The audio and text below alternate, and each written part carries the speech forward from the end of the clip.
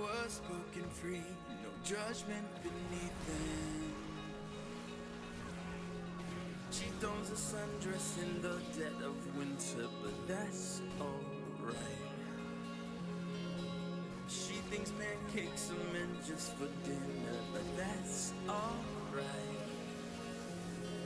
She takes her shoes off and runs to the water, and I don't ask why.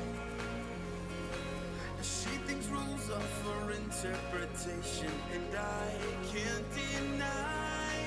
Yeah, she sees the world so differently. She doesn't think before she speaks. I wish we all could have a try to see the world through her eyes.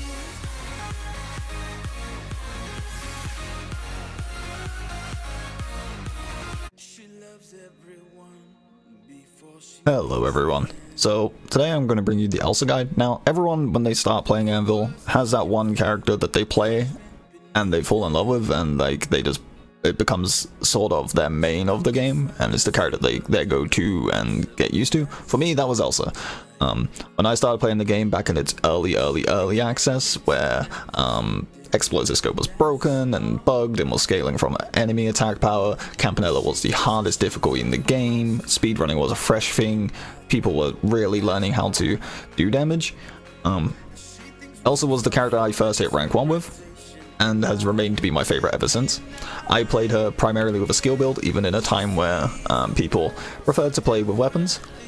Nowadays though, I still play her skill build, and I play her primarily based around her beam doing as much damage as possible.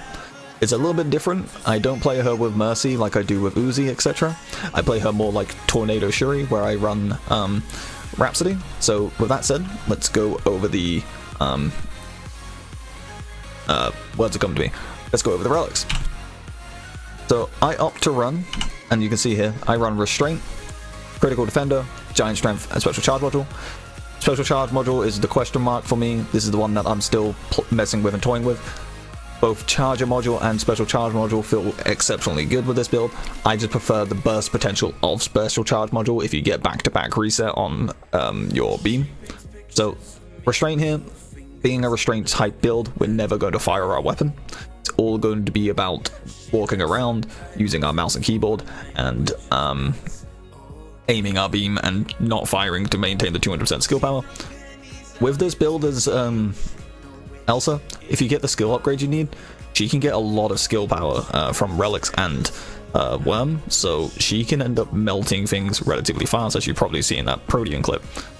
With Crit Defender and Giant Strength, since we're not having to worry about Mercy, I don't run the Toy Worker to help alleviate this, so we use the damage from Giant Strength and the attack power it gives to proc Crit Defender to give us the critical chance to combo with one of the worm upgrades we're going to find in the run. This will end up nearly capping our crit, making us only have to find one other critical chance relic. And then, like I said before, Special Charge Module is there for the potential burst damage that we can do with our beam. Going over other relics that are great here. So again, this is a skill-based build, so we want to be finding our Convergent Energy skill modules, and we want to be finding our XRM power chips. This is going to give us big bang for our buck, along with all the other skill power Elsa has available to her. We want to run, although we're not going to be shooting them, we want to be running weapons that require ammo, so that way we can utilize critical power magazine and skill amplification magazines, as these are very powerful relics, and not being able to use them just harms your overall damage. That being said, we also want to be finding critical box. I just don't have the room to slot it in up here. And then we want to be finding cooldown based relics. Being a skill build, our damage is going to be bad when we can't use our skills. Simple as that. So we want to be finding reactive charge module, and we want to be finding our recharge module, Requiem Stone recharge, so we can get the 25% skill power, skill cooldown from that. Alongside of finding things like enhancement type charge module for the 15%, and the charger module for the weapon not in use get cooldown back. You can throw this up into high as well by moving out either bonus coin or the restraint, but I will go over why these are both here in a second. You also want to be finding status effect target. This being a status-based breaker, as in she does most of her damage when the enemy is frozen. Status effect target basically just double dips on that and gives us even more damage whilst they're in those statuses, plus giving us extra damage from each status we find, and we want to be finding statuses like bleed, poison, and shock, as these are 3 very powerful statuses to be utilizing in your runs, and getting extra benefits from status effect target for doing so is just a bonus. Other noble relics to really look for will also be Requiem Stone Haste. This is basically just special charge module, but guaranteed. And it's really good. It's just a little rare to find, so don't rely on finding it. Something else to note here, we do want to find status effect scope as well, as this will help our burst cycles. And anything you see here in low is basically either there because it's useless or because it's counterproductive to the build. So for example, we don't care about firing a weapon, so we don't want to look for infinite mag. This is a skill build, we don't care for weapon power, we're going to be hurting ourselves with our giant strength, so dodge grease becomes a mute point. And the only one here that I would say is a potential move into medium, and that's if you're playing in multiplayer, is duration improvement module, as this does not affect your worm, it does not affect your beam, and it does not affect the ice wave, but it does affect the buff circles that the worms get from their skill upgrades, making them last extra long. But with the amount of cooldown that we're going to get in this build, we'll have them up all the time anyway, so this becomes a mute point. That being said, let's move over to skills. So in solo, I opt to run beam tip damage. If you're a multiplayer, I highly recommend switching to the defense shred, as this will buff everyone in your team, including giving attack speed, to anyone who's playing something like Liner, and overall makes your group DPS much higher opposed to just your own DPS. But because of how strong tip damage is for Elsa, I opt to run tip damage over defense shred, even though how much I stress defense shred is useful in other videos. I still think running tip in this scenario is more important. So we take that. That being said, we still want to be picking up defense shred over any other option that you get presented with, and I mean any other option that you get presented with, as again, removing the defense from an enemy is just going to bolster your damage so much in comparison to all these, especially when you consider things like Protean having a super armor, and then you have stuff like Sandshark, who is just naturally armored, and it just makes your damage scale much higher. That being said, other things you want to look for is the 200% critical damage on beam, and the frozen targets that are available on multiple skills. Somewhere over here, there. All these are massive. I think Elsa in total has around 200% frozen target that she can get to, which is massive, to say the least. Which will increase your damage exponentially, but as soon as you get to planets like Arctic Gear, your damage is going to drop off and you will feel it. It's not necessarily a slow fight, but out of all the bosses that Elsa can fight, the ice planets will be the slowest, as they are immune to freeze. So try and fish for a lineup, aka go in and reset your runs until you get a lineup with the least amount of ice planets as possible, barring Arctic Gear, because he's always present. You don't want to get this upgrade where it says immunity to all status effects, as getting those upgrades will stop you taking damage from giant strength, which will then stop you stacking your crit defender. But after you've got your beam upgrades, so you've managed to find your defense shred, you've got your tip, you've got your 200% crit damage, after that you want to find your 100% skill power and critical chance on worm, as now this is where this combos with your critical defender. Having critical defender plus worm will bring you to around 80% critical chance, depending on how much you've got in your skill tree. You might be a little bit higher, or on your toy worker you might be even higher, and you might actually cap out, which is a good thing to try to go for. And it's really powerful, plus it's giving us 100% skill power in a skill build. This is just a win-win. And then you can couple that with +1 beast and ×2 duration, making them last extra long, never having to worry about duration improvement module, and the beast just does a lot of damage. And fun fact, the circles that the beasts spawn actually buff the beasts.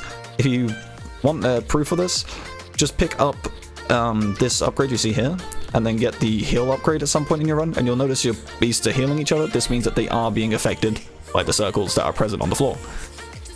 So having these in combo with each other is just big bonus, big damage. You also want to find the cooldowns for any of your abilities, as again, skill builds, if you don't have your cooldowns, are big problems. but I wouldn't prioritize them over the damage options that have previously been mentioned. Other things to consider will be potentially having a heal option granted to you. I would take one of the heals from either the Beast or the Wave over any of these teleport upgrades, apart from the Frozen Target or the cooldown related one, as this will help us maintain Mercy when we pick it up in the run. Now let's go over weapons. So again, it doesn't matter what weapon you have, because you're not going to be firing it. So ideally just pick up any weapon that rolls with lots of cooldown reduction, either lots of skill power, crit damage, like just any of the good stats, and you're golden.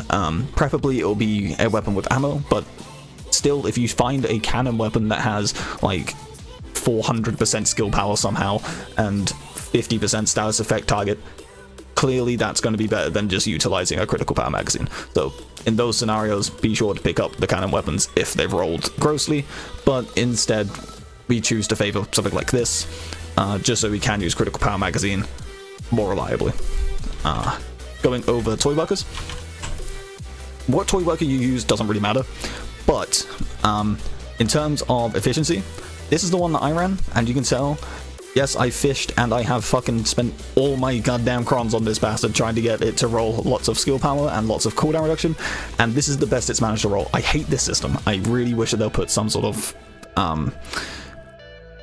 what's it called, bad luck protection in, because it got to a point where this thing down here was at like 70% chance to roll successfully at like level 1, and it failed I think 8 times. Like what? But whatever, tangent aside, the cooldown reduction based things like this, so if you get something like this where it says 5% skill power when HP is at 100% or higher, these are ideal, but you'd prefer to have the cooldown reduction version, as these ones that require you to be at 100% health have a much higher reward for being in the slot. So if you compare this one, for example, to the one above it, this has 15%, this is 30%. If you manage to get the 3 of these just on your toy worker, you could have 90% skill power, or you could have something like the cooldown reduction version, which I think the cooldown reduction at 100% HP caps at 15% cooldown reduction. That's still 45% cooldown reduction potentially. It's big, bear that in mind. Aside from that, cooldown reduction, skill power, critical damage, a little bit of crit chance isn't terrible. It means you can cap your crit easier with Worm plus Crit Defender, or in my case, just settle for anything that's damage if you're getting desperate. But if you don't want to try and farm for a perfect power dog, still utilizing Medic V2 or High V2 is fine. They give a nice amount of attack power, they give you a shield or a heal, plus you can roll some pretty nice stats on them. Medic V2 is a little bit better for skill builds, as it has a skill polarity, whereas Hive has a weapon polarity. I hope this has been helpful. I hope people enjoy Elsa instead of just spamming worms and thinking max cooldown reduction is the way to go. But aside from that, thank you very much for watching, and I'll see you in the next one.